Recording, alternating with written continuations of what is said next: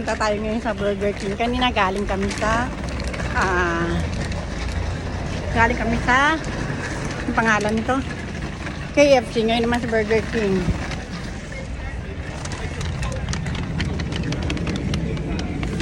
Pasok tayo. Nasaan yung aking anak? Nasa Burger King naman tayo ngayon.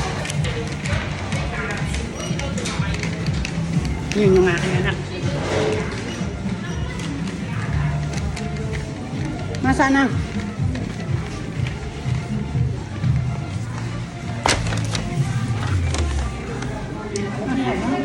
Ha?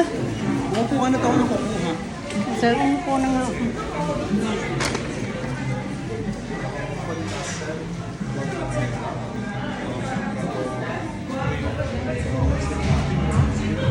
May order na kami dalawang KFC.